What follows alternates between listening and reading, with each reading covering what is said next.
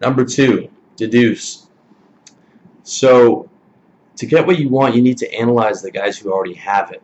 Okay, this is the reality check. You need to apply deductive reasoning to what they have and whether that is attainable for you.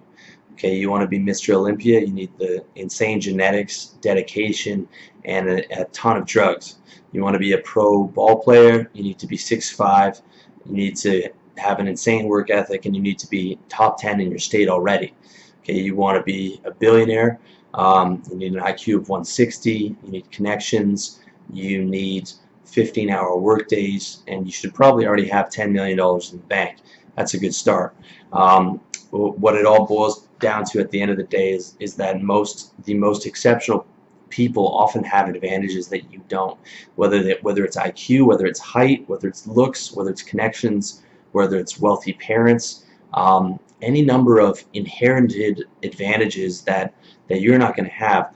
So you need to deduce whether you're capable of succeeding in your chosen field, and the greater and larger your goal is, the less likely your chances of success, and the more likely that success relies on one of those inherited advantages.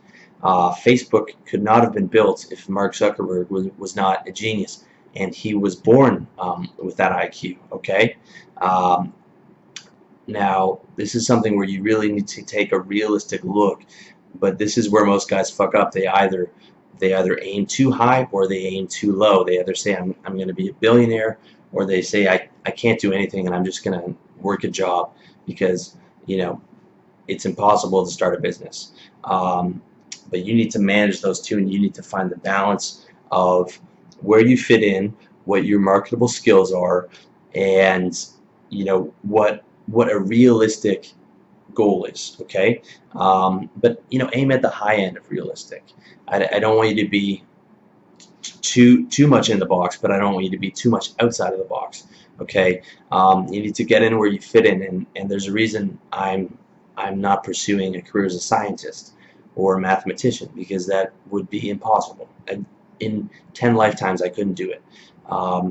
Dating and fitness and all the things on ROD, this is stuff where I have an unfair competitive advantage, and that's what you need. Okay, you need to redefine your mission until you're in a niche where you have an unfair competitive advantage, where you put your inherited advantages and your work ethic to a point where it's unfair for other people. That's where you're going to be successful. Okay.